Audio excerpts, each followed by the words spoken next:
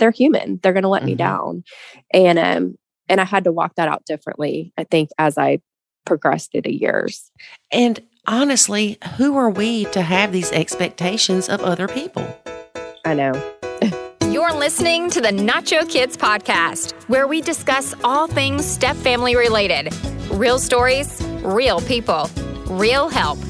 Your hosts are the creators of the Nacho Kids Method and the Nacho Kids Academy Step Family Coaching Team, Lori and David Sims.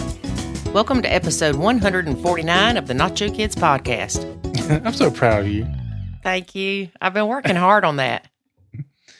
Yeah, I hadn't told you yet, but a friend of mine called me the other day and said, I listened to the beginning of your podcast and you give Lori a really hard time, but I am glad to hear that she can say podcast better now. Well, just for your friend, podcast.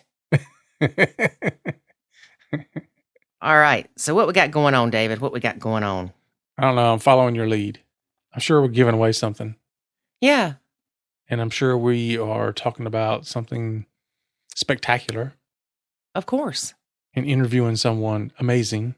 Of course. Well, there you go. All right. So that's it, folks. The winner of this week's Nacho Kids Academy Scholarship, courtesy of Linda Dunham, is, drum roll please, Melissa M. Congratulations, Melissa M. Check your email and respond to us, and we will get you started. Yeah. Well, if you really want to get creepy, check your door. David. Yeah, I don't know what's wrong with him. Check outside on the porch. Okay. Also, the end of this month, we are going to be in Fort Worth, Texas, with Laura Petherbridge at the Step Couples event. Very excited. Mm-hmm. David, you don't sound excited. I am thrilled to death. Yeah, it's going to be more fun than that, I can promise. Yeah. Yeah. Well, I've already been told I have to stay calm and not be myself. That's not what you were told. You were told to behave. That's what I heard. Well, I think the person that told you that knows that you can't behave, so. Yeah. It's just wishful thinking at this point. It's not that I can't. It's that I often choose not to. Mm-hmm. All right. Let's talk about our guest today. All right. Our guest today is also going to be with us in Fort Worth, Texas with Laura Petherbridge. No kidding. Yeah. Our guest today is Summer Butler. Woo, Summer. Oh, yeah. I know her. You don't know her. I don't know her, but I know her. You know of her, kind of know her. You met her on Zoom. That's how you know people these days. That is true. All right. She has been blending for 11 years, has stepson 9, stepson 17, and our son 8. Man. I know what you're thinking. Aren't you glad we didn't have an hours kid? Yeah, because my baby didn't want us to have one. Oh. Yeah. But then again, if we would have had an hours kid, you wouldn't have drugged these puppies up here. That's right. Yeah. But, so now we have 3 hours kids. Our yeah, doctors. Yeah, but I can throw them out in the yard. You threw your kids out in the yard, David. That's true. I did do that. I mean, isn't that what everybody did, at least back in the day? I remember that's what my parents did. Like, get out in the yard and play. Well, now that's abuse. Don't come back until dark. Well, dinner time is what they would say. Don't come back till dinner time. Yeah, now that's poor parenting. Is it? Oh, it worked pretty well for me. Yeah, I know. Same here. Shoot, I'd come back home. Sometimes my parents wouldn't even be there. They had to run errands. They just take off and leave. No note, nothing. No, you're just like, oh, well, I guess they're gone. I mean, what, like you could call them. Couldn't text them. Couldn't Life 360 them. Nope. Couldn't do anything. Didn't even have pagers. Mm-hmm. Some of these people were like, pager? What's a pager? Oh, Lord. Beepers. They had no beepers. I remember those things. The hardest part of Summer's blend has been their marriage and their personal baggage. Yeah. Yeah. I don't think people realize how much of that they carry around, and they dump it all over the next person in line. Something unique is the children were very receptive to a relationship with her, and they blended very, very quickly. Wow. They've actually never had any child-related parenting issues. Let me guess. Summer blames it all on her husband. And the bio mom? Oh, yeah. Well, I forgot about the bio mom issues. Yeah. They always come out of the blue and cause problems. Well, Summer realizes after doing some self-reflection that it wasn't all everybody else's fault. So we're proud of her. Yeah. It's a hard thing to self-reflect on and find out that, it's not always as it seems. Yep. She also grew up in a blend. She's the oldest of 4, and she wrote a book. It's called Blended, Aligning the Hierarchy, and it can be found at summerbutler.com. Cool. I wrote a book, too, about blended families. Oh, gosh. The title is Don't Do It. David.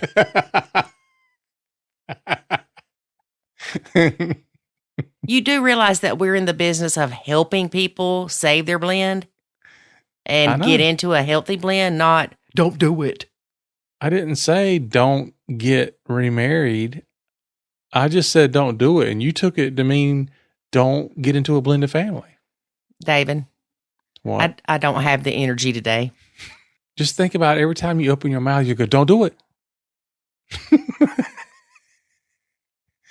Every time you think about walking out the door, don't do it. Every time you think about saying something negative to your stepkids, don't do it. There you go. It's the title of my book, and you took it the wrong way. See what I'm saying, folks? Maybe it should be, the title of the book should be, Don't Do It, and no, that's not what I mean. Well, the title of my second book that I've not yet written is, This Is What I Said, This Is What You Heard. Yeah. That's a good book, too. Yeah. I've read that one personally, even though you haven't written it. Yeah. Yep. That we might bundle that with my oldest son's book that he's writing, The 1,001 Things Not to Say to Your Wife. All about the things he's learned from me. And that book keeps growing and growing and growing. In fact, I need to text him a few things to add to his book. I'm sure you do. Don't do it. All right, David, let's talk about something people should do. They should join the Nacho Kids Academy. Absolutely. Tell them why, David. Because if you want to stop struggling and stop, there you go. It's all the don'ts, right? I mean, you want to better your blend, lower your stress. I mean, surely you didn't do like us and say, I want to struggle like crazy and almost get divorced. That's why I got married to this wonderful woman. It's not what you want to do. So join the academy. We'll give you the tools. We'll show them how you to use them. We'll help you better your blend, lower your stress, save your relationship. And entertain you all at the same time. Oh, yeah. That's a given. Mm-hmm. So anyway, check it out. NachoKidsAcademy.com. All right, David, let's get to listening with Summer. Let's do it. It's summertime.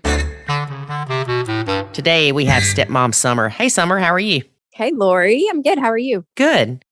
So tell us how long you've been blending, how many step kids, bio kids, ours kids, all that good stuff. Okay. Well, let's jump right on in.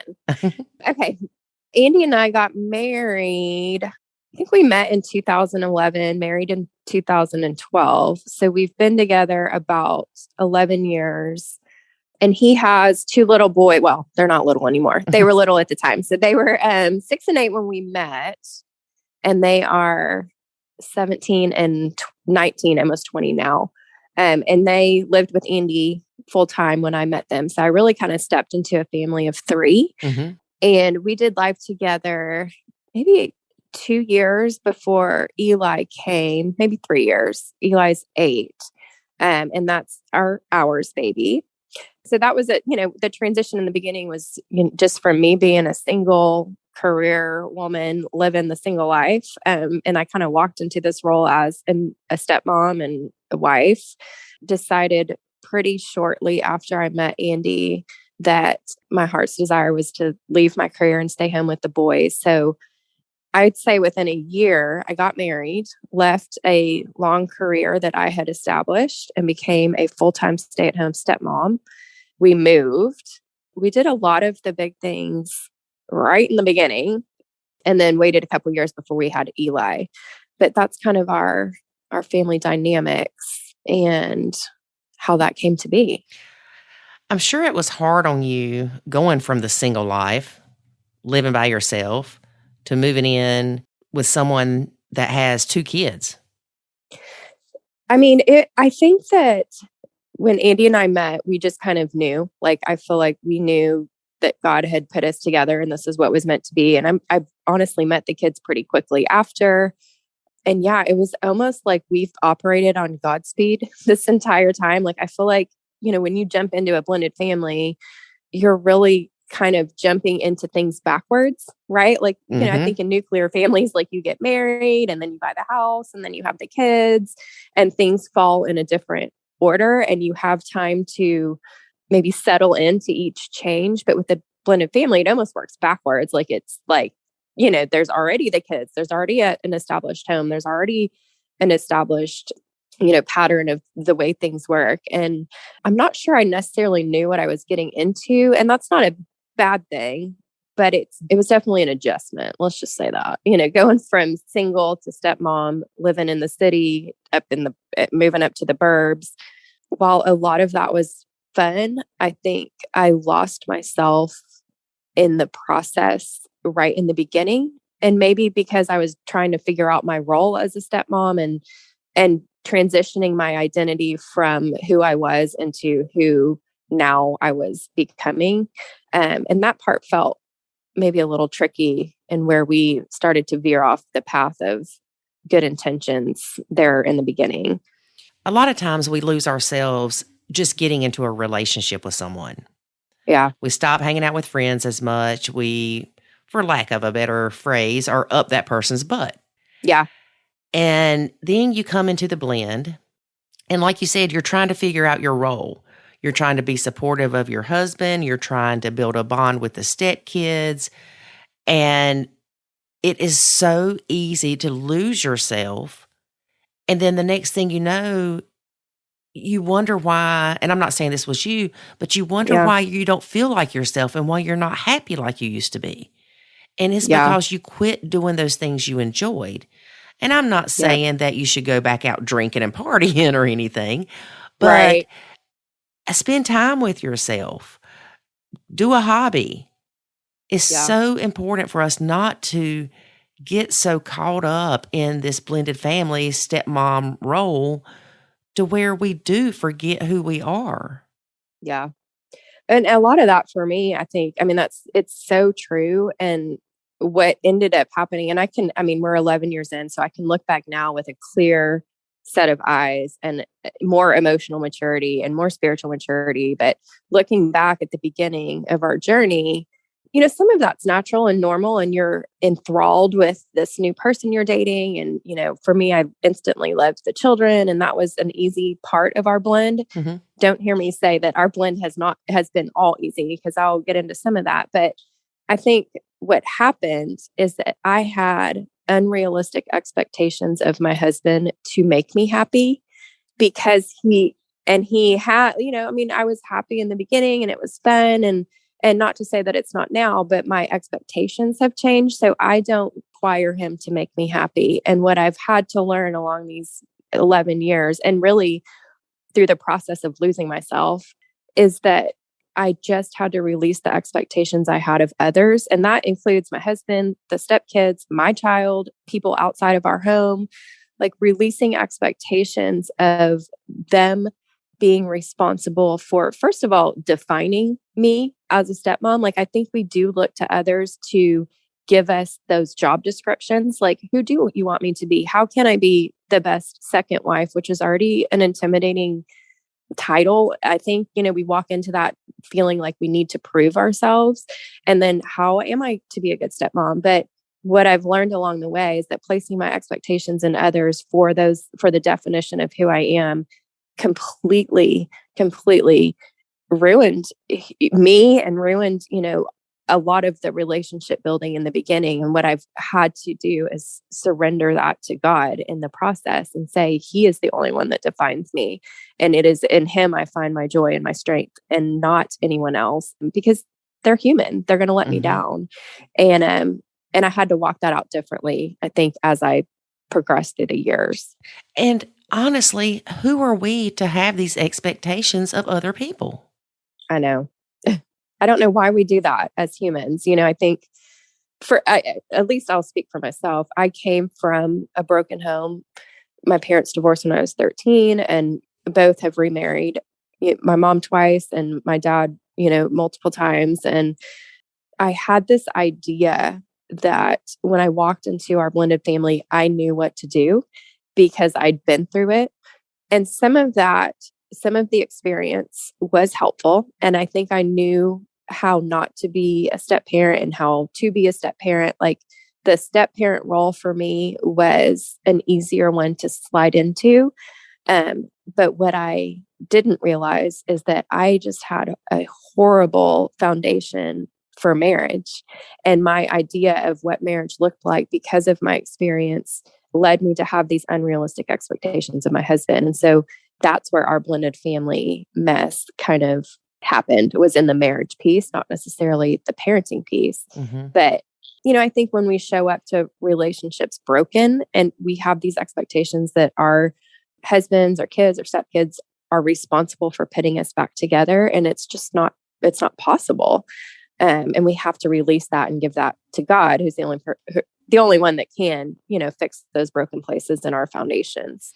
I saw a Facebook post yesterday, actually, and the lady said something about the stepkids not acknowledging her birthday. Didn't tell her happy birthday, didn't get her a present, nothing. And her thing was, how would you feel?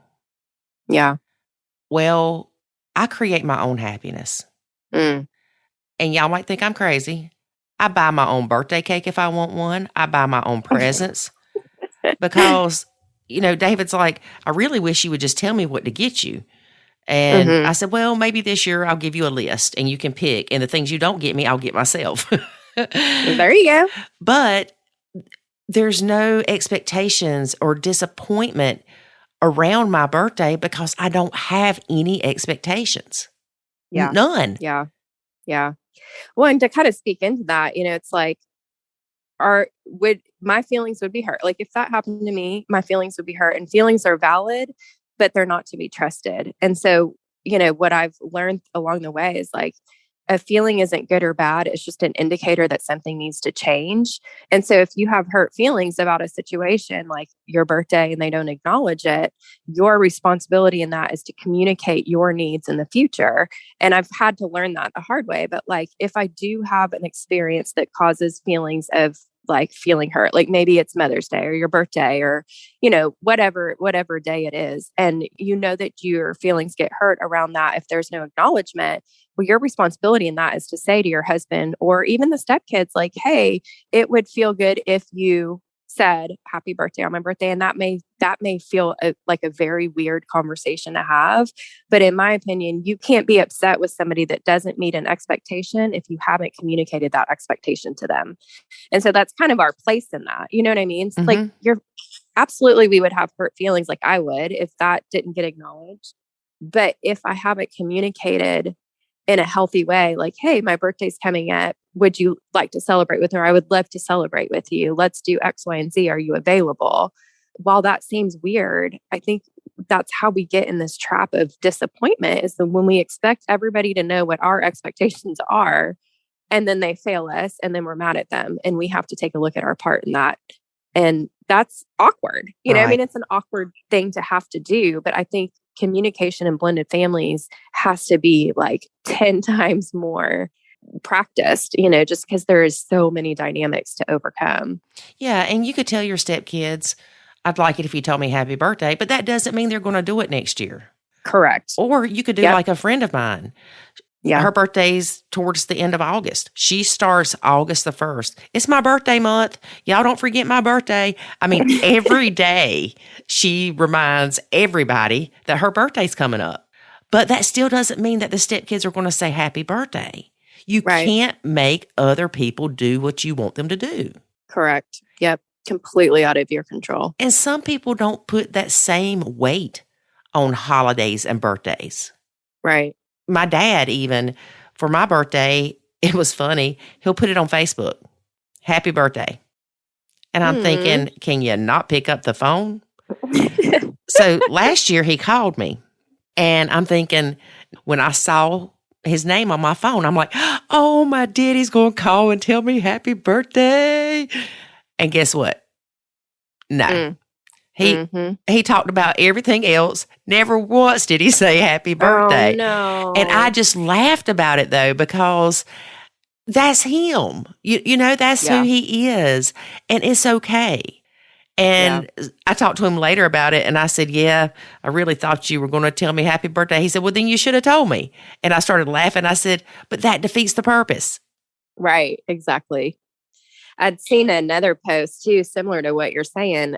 And it was a mom who they have our son, and the stepkids hadn't acknowledged our son's birthday. And then I guess it was the dad's parents also hadn't come to the party or acknowledged the birthday. And she was wrestling with that.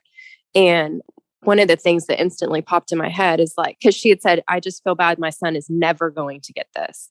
And one of the things that our therapist kind of helped Andy and I realize is words like always and never will set you up for failure. Yes. And I wanted to communicate that with that mom. It's okay, well, it didn't happen this year, but let's not use the word never, because it could happen next year. And I think in the middle of the moment, we tend to assume this is how our life's going to play out the rest of our years. And it's so unrealistic because there's so many different seasons in blended families, and having been in it, 11 years, it's I look back on the things Laura Petherbridge says this a lot, choose the hill you want to die on. And I look back on a lot of the hills that I fought, a battle on that just don't matter. And I want to, I think, communicate to others that are newer in it. It's is this going to matter in 5 minutes? Is this going to matter in 5 days? Is this going to matter in 5 weeks, in 5 months, 5 years, and kind of base the energy you put on it. Okay, they forgot your birthday or whatever date, this year, if you can communicate your needs for next year. And if in doing that, then you've done your part. So you can't, be upset because you can't control what others do. But I think determining which hills you're willing to die on matters a lot. And if I look back over our 11 years, there's just so much that I worried about or I let bother me that really speak more about me and my insecurities, outside of what they're doing or not doing. Exactly. You know what I mean? Yeah. Just like with my dad, when I saw that phone ring, and I got excited thinking he's going to tell me happy birthday. And he didn't. I had the choice of let that bother me or don't. Absolutely. And I hung up the phone and I just laughed. My feelings were not hurt. Good for you. I just laugh because I'm typical John, you know, and it's okay.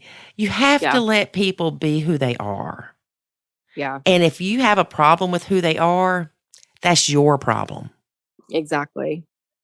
Well, and I think too, you have to understand, I tend to do this or think that after Andy and I had Eli, I look at his behaviors, age appropriate behaviors, how he acted when he was 4, how he acted when he's 5. And I think back to how I expected my stepchildren to act at his age. and I am oh my gosh, they're such good kids, honestly. And they're very respectful and they're just really good boys. And obviously, yes, we've played a part in that, but I mean, they, their parents played a part in that before I came along. But I look back to what I expected them to do at the ages that Eli was, and it was so unrealistic as well. And I think as step parents, we can tend to do that, have higher expectations of children. I mean, they're children. They're still, 17 and 19. And yes, they're more mature, but their brains haven't fully developed yet. And to have these massive expectations of children, we have to check ourselves sometimes in that too. And that they may not, like you said, it may not be a big deal to them. Well, it's probably not. And not that you're not a big deal to them. It's just that And also, are you dealing with a male or a female? Like we have all boys. So, there's just some things that dates don't matter to them. It's not Right. that they don't care. It's just that they process differently. Boys and girls process very differently, And so that's another thing I think to be to be mindful of. Like, are you having unrealistic age expectations of your stepkids too? Like I certainly did. Oh, me too, girl. Me too. Yeah. Yeah. And it's just, whatever. I mean, that's just another place to look at your part in it, I guess. Well, we didn't talk about how often you have your stepkids. Yes. Okay. So the boys, we have full, I guess, I don't know what it's called, residential or whatever. So they're with us full time, and then they see mom and stepdad every other weekend and Wednesday nights. So whatever that is considered, I'm not really even sure what the legal terms are, but their mom and stepdad live in our same town. So they, see them regularly for the visitation and stuff like that. But as far as like day to day, when I started staying home with them, that kind of fell on my plate, and not fell on it. I chose to do that. So I don't want to make that sound derogatory or anything, but they're with us full time. And you and I had talked in the past, and you told me that you didn't have a good relationship with your dad. Mm-hmm. And you want me to go into that? Yeah. Was that because of him and your mom splitting up? Yeah. So like I mentioned before, I came from a broken home. My parents, I'm the oldest of 4. And when my parents divorced, I think it was a long time coming, but a one-time incident that caused the final, like, we're done. And it was a pretty traumatic event. And then I was involved in the event and in the occurrence of the night that, my parents finally split. But I walked through a lot of years of blaming my dad and blaming God, honestly, because I assumed the role of parent. I feel like in my family, like when my dad left, we all stayed with my mom. And a lot of my feelings, I guess, my anger, my resentments fell on the shoulders of my dad and God. And we would see him every other weekend, but I felt like my responsibility was to go to take care of my little brother and sisters. It wasn't necessarily to have a relationship with him. And I walked several years, really an adult in a child's body, I think, until I got to my 20s, where I started to realize, some of that trauma was showing up in ways that were not healthy, wasn't a healthy lifestyle. And I had to get to this place where I understood forgiveness was what was kind of underlying in all of that. And we walked through, and it's kind of similar along the same lines that we were just talking about. Like, I had to get to this place of forgiving my dad without having any expectations of a relationship or reconciliation, or that he would admit to me he was sorry, or this was the truth about what happened, or anything. Like, I had to let go of that. And I think when you walk through true forgiveness of somebody, you realize that that is being done for your sake and not theirs, if that makes sense. And I had to release the chains of his bad decisions that were holding me back and realize they weren't for me to carry anymore. And forgiveness was the release of those chains. And so I really, it took a lot of work, and I wasn't walking close with God at this point. I was actually working in a drug and alcohol rehab with people that had mental health issues as a co-occurring disorder. And part of their process was walking through a 12-step program. And in order for me to best counsel them, I felt I should walk through the program as well. And so I got to step 9, which deals a lot with resentments and forgiveness. And I realized in that moment, like, I wasn't actually walking through these steps for their benefit. I was walking through these steps for my benefit. And I realized, I needed to, the way that I did it, I wrote a letter to my dad, and I just kind of put all my feelings out there and everything that, I felt like he had caused in my life. And I mailed it to him. And the second the letter hit the mailbox, the chains were gone. And it wasn't, I got to this realization that the chains weren't going to stay until he wrote me back. I didn't have control of that. Right. And it didn't matter. And so the chains fell off when I made the decision to forgive and to say, like, it's okay. Like, if you're not in a place to confess, repent, and then turn away, that's between you and God. I need to let go of the moment that this felt like betrayal to me. And I walked through that maybe my late 20s. And that has really poured a foundation for me to help others walk through forgiveness, I think. And so we, my dad and I have a relationship now, and we've reconciled, and he actually was a person that came back and said, yes, this happened, and I'm so sorry it caused you harm. And he apologized. And I realized that not everybody's going to get that, and my plea with you is to forgive anyways. Like, you have to, for your own sake. But Right. I think when I talk about stepping into my marriage with Andy, there was just a lot of broken pieces that I hadn't put together along the way. I'm very independent. I'm very, I would like to think I can take care of myself. And to me, being in a good, godly marriage in the beginning looked a lot like submission. And that was scary to me. I needed to trust another man to take care of me.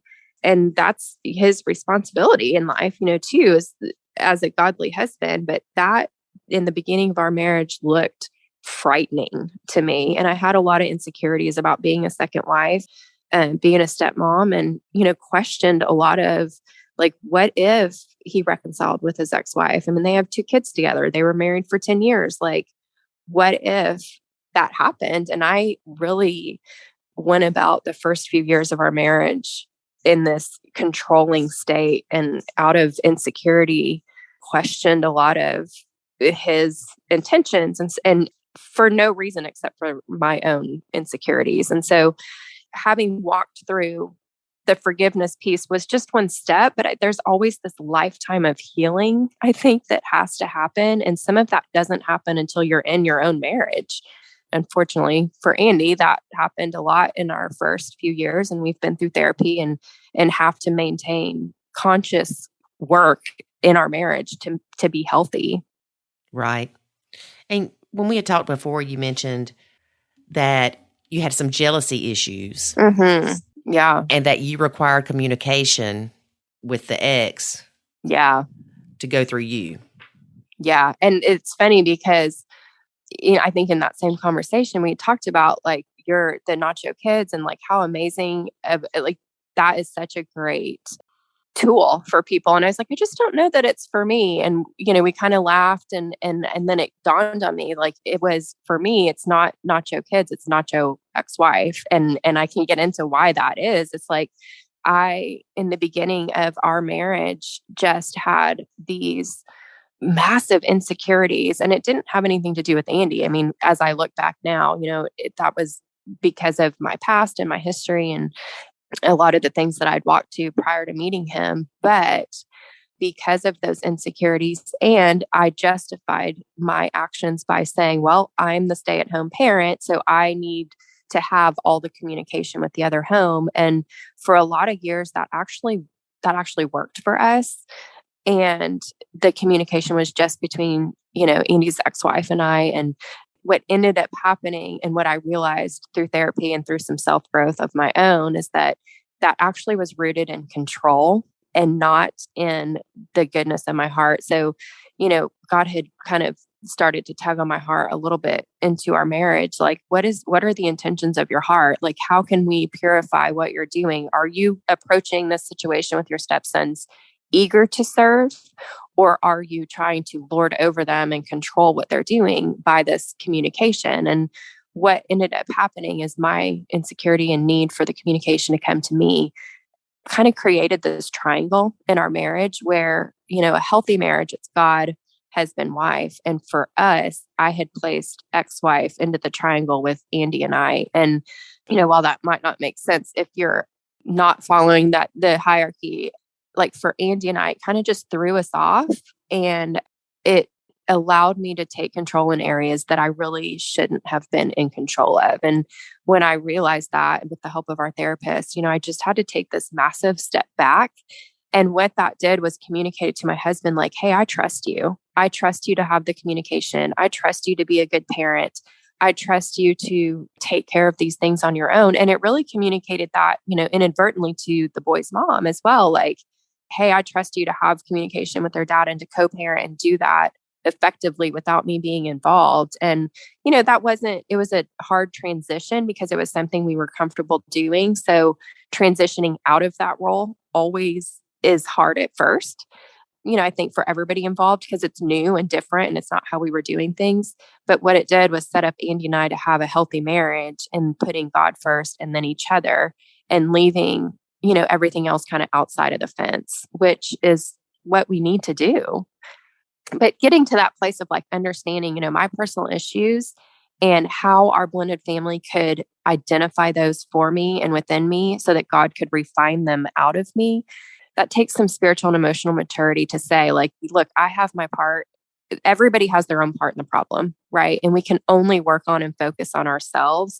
And for me, I had to work on, healing my broken wounds from the past. So I didn't bring my trust issues, insecurity, and jealousies into our marriage, which I had already. So I had to transition out of the dynamic that I had created to ease those. And it's exactly like what we were talking about before, like, are those unrealistic expectations. I kind of set up this scenario so that my control issues were actually being fed and not healed. And so, and there was no harm done. I don't want to miscommunicate on either end. Like, it was just communication about the ins and outs and the games and the coming and going, when some of that communication could have been with Andy and his ex-wife, not me.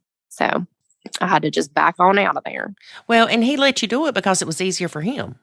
It was easier for him. And he is so loving and caring and wants to take care of me. Like, we had to kind of work through this too. Like, he is a fixer. And I think gave the perception off that I needed to be fixed. And in order to be fixed, I needed to have the control.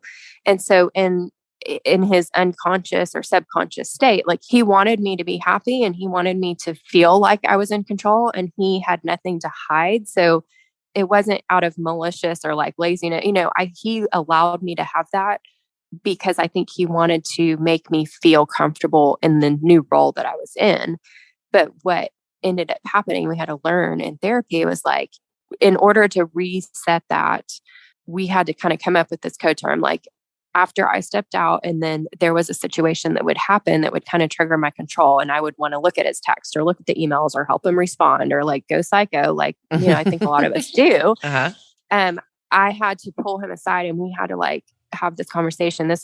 I love this, but I would say, babe, I need you to feel this and not fix it, because that was like a code word for him to just sit and listen and then, not do anything about it. Or if there was a situation then that I was like, okay, I need you to fix this. This happened and I need you to fix this. Then he would know, okay, now I can offer my X, Y, and Z advice or like step in and handle it or whatever. So it was, of course it was easier for him, but I also took, I think, full responsibility for the home since I was the stay-at-home parent and he was working.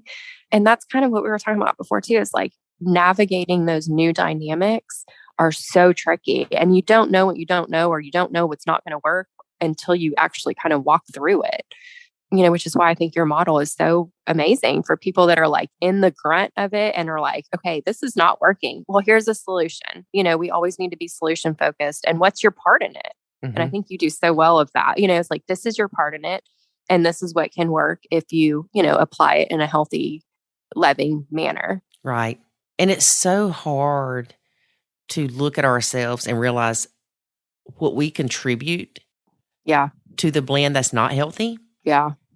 And it doesn't mean that we're bad people or that we're the ultimate problem. It means that we need to make some changes, and that's okay. Right. Yeah. I think we become the problem when we become stagnant in thinking that everybody else is the problem. Yes. We are not growing in a healthy, spiritual, loving, emotional, physical way if you're in a moment and you're looking at everybody else's faults. Even the Bible says, like, we got to take the speck out of our own eye first. And if we're not doing that, we're really not growing ourselves, which is just completely necessary to have a healthy long-term relationship, which is our goal, right? We want to stop the cycle of divorce and stop the cycle of brokenness and we can't do that if we're always looking at everybody else as the problem. Mm-hmm. And when you realize that you are a part of the problem, again, this can be taken two ways. You can take it and say, okay, how can I change? How can I not be part of the problem? How can I help be a solution to the problems? Mm-hmm. Or you can, woe is me, I'm the problem, everybody blames me. Well, that's not going to do you any good. And it's not healthy. And it's healthy to see how you do contribute to things. And the good news is you're in control of yourself. Absolutely. You can change those things. And every single day, we are presented with situations that we have a choice in how we are going to let it affect us. Absolutely.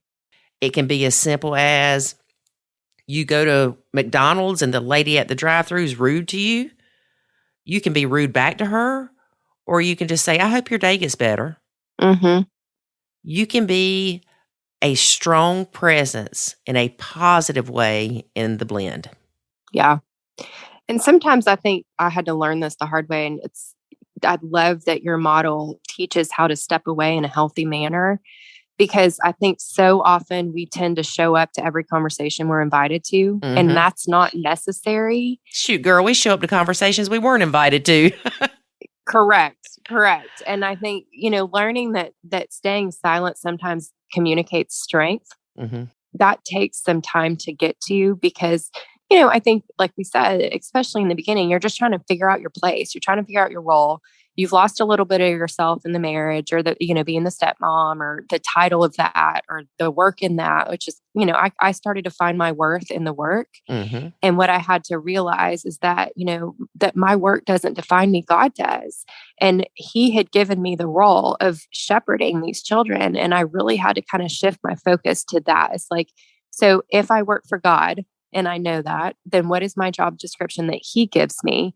And there's a scripture that He has laid heavy on my heart, and I've walked with it, close to me for years, 1 Peter 5:2-4. And it talks about, like, we are called to shepherd the flocks that He placed under our care. And we need to do that, eager to serve.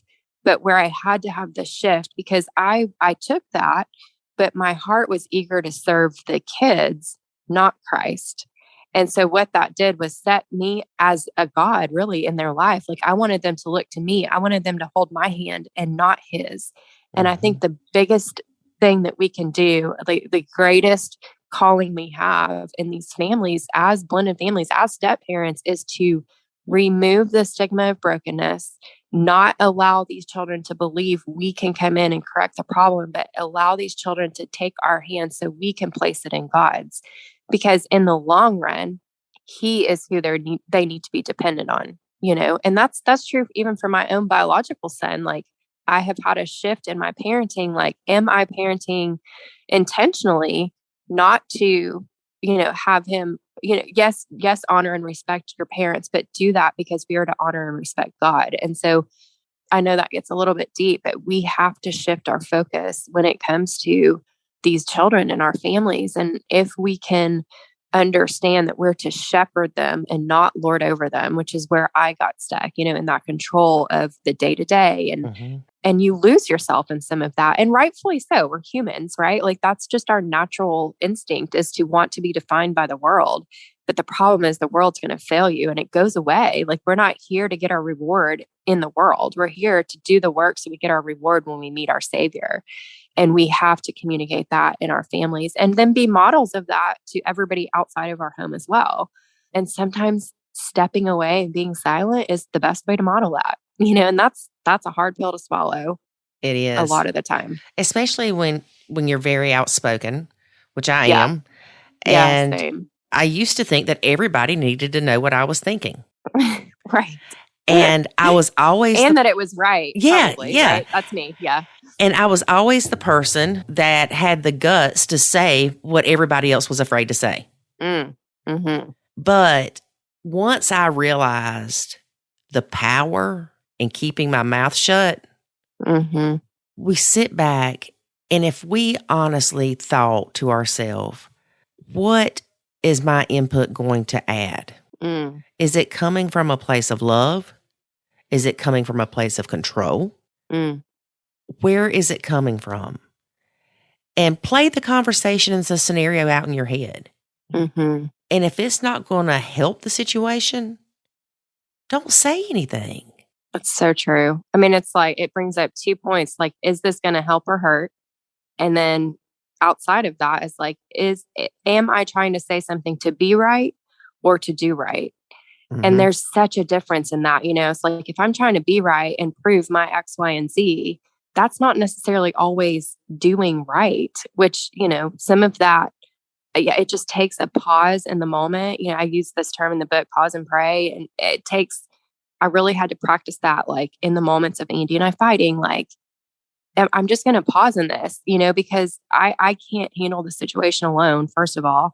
And is what I'm about to say helpful or hurtful to the other person? Because you can't take it back. Like, those are the things that you have to really, in those heat of the moments or in those conversations, like the things you say can't be taken back. And you're so right. Like, sometimes the step away and the silence is more powerful for you, but then also watching other people's reactions. And I recently took a discipleship class that taught and talked about emotional maturity, and watching in situations exactly what you're talking about. It's like, once you can remove yourself from the situation, whether it's chaos or crisis or maybe just a conversation, you can start to see how others are responding, and not to judge, but to understand the emotional maturity and how people are differentiated from others. Like, are you engaging because you're feeling the emotions of others? Are you able to separate from that? You can start to view some of the parties involved as who they are, and it helps you show up and respond differently. And so if anyone listening, or I don't know, Laura, if you've heard of the Emotional Intelligence 2.0, it's an amazing book, and it has a quiz that you take before, and then you read the book, and then you take a quiz after, and your emotional maturity actually improves. And it's just such a great self-assessment tool to have. And I found it to be invaluable. And when I was, and still am, in this blended family and having to have communication with others. And it's just that it's exactly what you're talking about. Like, being able to be silent and take a step back allows us the opportunity to kind of witness how others are responding. And then we can make our best judgment on how to either respond or not respond based on that. And if we take that moment to pause, it helps us not to react out of emotion. Yes. So true. And it's so easy to react out of emotion. And then the next thing you know, an hour later, everybody's upset, but you can't even remember what you were fighting about in the first place. I know. Oh my gosh. Yes. And like you said, those words can't be taken back. Right. I remember reading something one day about a broken vase or vase, and how you can take those broken pieces and glue it back together, and it will never be the same. Mm. And that's what our words can do to people. Mm-hmm. We have to be careful with what we say, because you don't want 5 years from now your husband to remember the time you said something about him that hurt him in his soul. Yeah. So true. You want to be supportive of them, even when you don't think that they're doing the right thing. Yeah. And I'm referring to them parenting their kids mainly, because what we think is right may not be right. Mm-hmm. What's right for us may not be right for them. Yeah. And you had mentioned earlier about the need to feel like we're right. Sometimes it's more important to be happy. Mm. If you look back to where you were 11 years ago, Mm-hmm. do you feel like you've grown 50 years? Gosh, I mean, in so many ways. Initially I wasn't walking with God the way I am now. And I think I had to surrender and become fully dependent on Him and follow Jesus's ways that's laid out in the Bible. Because if I did not do that, we would be stuck in the strife and the chaos. And that is not who we were called to be in this marriage. We were called to start to break the cycle of divorce and that pattern of behavior in our homes and for our kids. And that is not possible without Him and Him alone. And so I mean, I look back 11 years ago and I don't even recognize the person I was when I showed up to our marriage. And I'm so thankful for that. And I think that's why I can stand on the other side and say to people that are hurting or in the middle of the chaos or in the middle of those moments that feel like they'll never end, like I've been there. So I speak out of my experience, not my expertise. And I think, that is so important for those stepmoms that are, feeling like I can't do this anymore. There was a time that I felt that way too. And I had to fully surrender in that moment and say, like, God, what are you trying to teach me in this moment? And I had to recognize our blended family as a refiner's fire and something that was a catalyst of change for me personally. And that doesn't mean I'm perfect. And I've shown up in ways that, are Christ-like. Believe me, I don't always, but I think my heart now has shifted to be eager to serve God through our blended family. And that has helped really me shift from this desire to be perfect and to figure it all out to really position my heart to be humble and let him lead me so I can help lead them. And that's really helped. Like I've really not seen myself as a step parent, but a shepherd, because I think that's really who we're called to be. And yeah, so looking back, I mean, I think emotionally I am much more mature, and that's not because of anything but work that I've done. Like if we don't show up to work on ourselves, nothing changes. And so if nothing changes, right? And Right. I've had to show up and intently work on myself through therapy and studying the Bible and showing up to Bible studies and working on my emotional maturity and understanding like God wants me to have love, joy, and peace. And like, what am I missing in that? Well, there's times I don't necessarily feel like I've fully grasped the joy of my life. And so, how can I do that? And I have to kind of look at where Satan keeps me trapped and then what I'm missing out in regards to the spiritual gifts, because they're in me. I'm just not accessing them through the Holy Spirit. And so I know that sounds like a lot, but when you have hope of others that have been there, I think it just puts all of the little moments that don't necessarily mean this is the rest of your life. And I just communicated this with my stepsons. It's like, one moment doesn't define the whole picture. It's just one moment, and seasons come and seasons go. But this idea that like summer's going to come and summer's going to go, well, it does come and go, but it comes back every year. And who are you going to show up and be the next time summer rolls around? And I think that's important. It's like, yes, seasons come and go, but they always come back. And the only thing that changes in that is you. And if you choose not to change, then you're choosing the environment you're in. And if you're not happy with it, then you've got to take, like you said, take control of your part in it, which is you. Right. And I know a lot of times people will say, they get upset when I say that I was the major part of the problem. Yeah. And they'll say, well, David shouldn't say that either. And you shouldn't say that because I'm sure he had a hand in it. Yes, he did. Mm-hmm. Yeah. But what was different? What changed? I came in. Yeah. And it takes time to bond with these stepkids, and it takes time to find your role. Absolutely. And sometimes you have to fight the societal pressure to be super stepmom. Absolutely. Because the stepkids don't always need super stepmom. They need you to be Right. dad's wife. Right. Yep. And that's in perfect alignment. It's God, marriage, children, others. And that sounds scary. And it's a lot of people take that wrong and don't understand like, well, the kids came first. And there's instances where the safety of the children has to come first. So don't hear me say like if mom and dad or, mom or stepdad or dad and stepmom or whatever are unhealthy and not functioning and the safety is involved, that's a different story. Then the children obviously do need to come first. But in a good godly marriage, that hierarchy is something you have to chase after and be intentional. And you're right. Like that takes time. Like we don't just walk into these situations and know what to do. We walk into these situations and figure it out.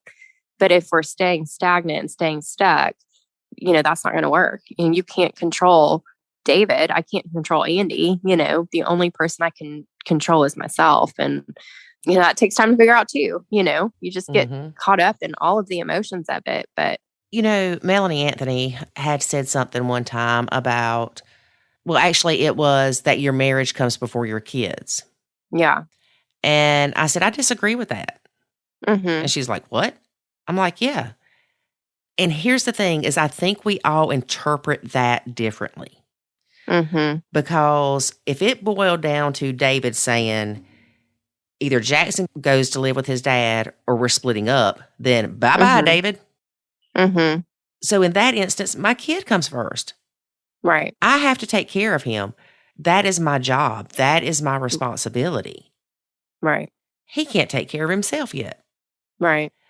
However, when it comes to issues in the home where David doesn't like, for instance, I don't know, I'm trying to think of something, Jackson bringing his friends over when we're not home.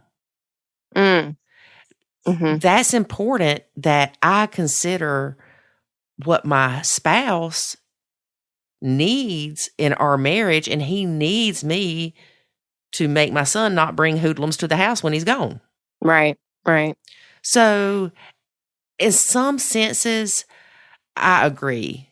Your marriage Mhm. has to be strong. But in other situations, like I said, if it was choose between the two, I'm going to Mhm. pick my kid. And I love David Yeah. dearly, Yeah. but my kid is my first priority. Right. I totally agree and understand your point in that. And I think my question then would be to consider in those moments, what is your personal hierarchy?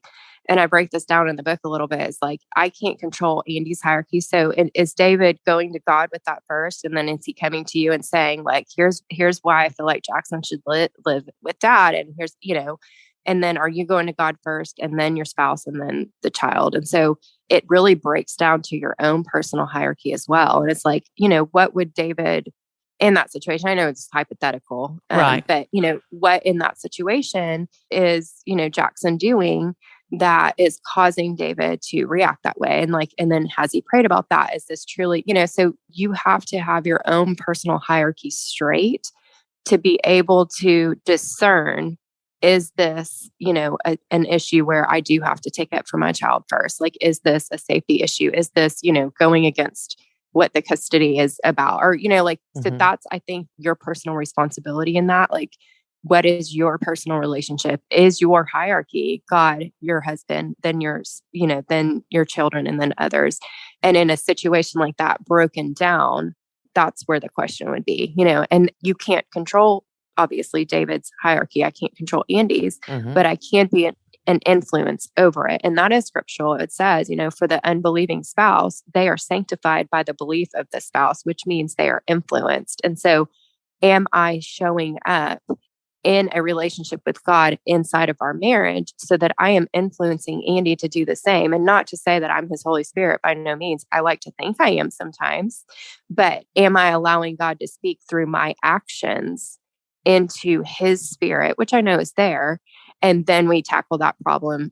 Maybe we have to have a third party in to help us counsel through that. Or, maybe we just have to differentiate, like, what is the cause and concern? And then how we handle that looks a little bit different. So that's why I wanted to mention the safety part in it, like the custody, but there's so many elements in a blended family there's legal involvement. There's, there's just so many different things that I don't think consider walking in that become factors in our lives. And without God in the center, of our life, then he's not in the center of our marriage. And I think that's what's most important in that statement. And I could have came up with a better example with the yeah, marriage thing, okay. but that was just popped in my head.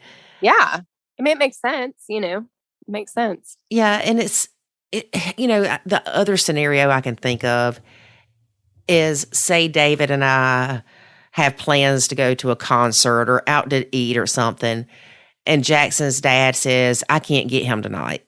Mm. Well, David and I both have the understanding and have since the beginning that our plans will be canceled and we'll take care of our kid. Mm-hmm. But I think knowing that with each other, that does put our marriage first. Does that make sense? Well, 100%, because what you said is that you had communicated that before. Right. So right. that, you know what I mean? So that's the kicker, is like, if that's a prior conversation, which it should be, right? And I think that's what we don't always do well is like, we don't know what, and sometimes this is an innocent thing. Like we don't know what we need to communicate about until it's time to communicate about it sometimes, because that's how step families work. But absolutely, that's putting your marriage first because you've had the prior conversation, you have an agreement. And in that moment, he comes first. And that is an agreement y'all came to together. So 100% I agree. That's putting the marriage first because you guys have had the conversation and have the joint expectation that, look, hey, if Jackson's dad can't get him, it's my responsibility. That's not saying your marriage isn't a priority. That's just saying this is your current responsibility and you guys can go to a different concert, and you stay home and make a date of it at home or whatever. Like, absolutely, I agree. Yeah. Right. And it's hard to balance that. Oh, gosh. Absolutely. It can be taken to extremes. Well, I know what you mean. It's like if there's like, let's say, hypothetically, there's an unsafe situation and the parent chooses the spouse, and maybe that's the unsafe situation. Like that's not okay. Yes. Do you know what I'm saying? Mm-hmm. And that's not biblical either. And so we have to have that sense of discernment. And that only comes if we're right and good with God, and our hearts are clear and stuff like that. So that's where I'm saying it's really more of a personal responsibility first. And if we have the discernment in a situation that's maybe not safe between the parents, then we're not to choose this unsafe parent. We're to help protect the child. And so, there's hypotheticals all around it. But bottom line is, and able to discern that we have to be having a personal walk in relationship with God, or otherwise we can't hear his voice. And it really goes right back to what he says. Like sometimes we have to stay silent because that's where the answers lie. And that's true with God too. So sometimes we have to stay silent so that we can hear what's the next right thing to do and then go there, so it really kind of all comes back to your own personal responsibility and your own personal walk and what that's playing out to be. And then you can discern like, okay, yes, in this situation, I do have to put the protection and safety of my children first. Or, like you said, in this situation, I'm going to have to set this date aside because it is my responsibility to take care of my child. Also, okay. It just takes, you have to, I think, in saying all of that, what I think is challenging it's probably in nuclear families too. It's like every moment you have to reassess, like what worked last week may not be what's going to work this week. We have to stay flexible and open and constantly working on our own growth to be able to see the situations for what they are, not necessarily what they were in the past. Right. And that's hard too, Yes, it is. Well, Summer, it has been great having you as a guest on our podcast. Thank you so much for having me. Tell people how they can find your book. Okay. So we have a website, www.summerbutler.com. And we have our book out called Blended, Aligning the Hierarchy of Heart and Home. And there's also a new video series to help leaders lead through the book that comes together as a leader bundle. So we offer that too on the website. And you can buy it anywhere else, Amazon or anywhere else you find books. And that's kind of it. So our handle on Facebook is Blended Book Company or Blended Book Co. and same on Instagram. And that's where to find us. We kind of just bounce around and love being a blended family resource. And that book has kind of been my personal experience, but also written as a workbook to do with small groups, moms and stepmoms, not necessarily just step. And it's a 6-week study with 5 days of work per week and kind of works out like a workbook. I don't want to say Bible study, but personal self-study. Yeah. Yeah. Well, you and I are going to get to meet. Yes. At the end of April in Fort Worth. And I'm so excited. It's going to be awesome. And if anybody's local to DFW or even fly in, I think it's just going to be, we have so many amazing speakers. Laura Petherbridge putting this on. So the Smart Stepmom is kind of hosting the event in Fort Worth. I'm so excited. I'm so excited. It's going to be so good. I know. We're going to have a blast. Yeah, it's going to be good. Yes. Well, thank you again and stay in touch and let us know how things are going. I will. Thanks, Lori. Thank you. All right. Bye. Bye-bye. Being a second spouse is not easy, but I'm not second. You're first, honey. I'm the only spouse. Mm-hmm. What happened in the past is in the past. Yep. I have a very, very bad memory. Is that why you got married? I don't remember nothing before you, honey. Not a thing. Oh, that's so sweet. And I've tried to forget a lot after you as well. David. You know, I was thinking the other day, I do have thoughts that are unpleasant at times, or memories, I would say. And I was thinking, wouldn't it be nice to just pluck those memories out of my brain? First of all, it would get that negativity out. Mm-hmm. Secondly, it would maybe free up some space for me to remember what I ate today. I can tell you. But then I started thinking, no, because I learned from those. Yes, I wish they didn't still pull at my heartstrings or my emotions sometimes when they pop up in my head. But I learned from those. So I'm thankful for those. Well, if you really think about it, if you can honestly look in the mirror and say, I like myself or I love myself. And I don't mean that in a narcissistic way. But if you can say those things, then it's because of everything you've been through. You are who you are because of the choices that you've made, the things that's happened to you, the things that's happened because of you. All those things are what have been thrown into a pot and simmered really well for years and years and years, and they come out to be Lori Sims. And I think it's quite delicious. Delicious? Well, first of all, I was focused on the years and years and years and years. And then you said delicious, and I'm like, what? Okay, we know you love me, David. I sure do. I know, and I love you. And I'm thankful that we fought through our blended mess. Yeah, we did. We didn't just fight through it, but we fought each other through it. We were fighting everybody through it. I ain't kidding. But I'm thankful that we had that because it did improve our relationship, I believe, a lot. Oh, absolutely. Absolutely did. All right, folks, I'm feeling all sappy, so I got to go. All right, folks. Thanks for listening. Be sure to catch us next week when I'm sure we'll have more sappy stuff to talk about. Nah. But until then, remember, life is good when you nacho. Thanks for listening to this episode of the Nacho Kids Podcast. Find us online at nachokids.com. Until next time, remember, life is good when you nacho.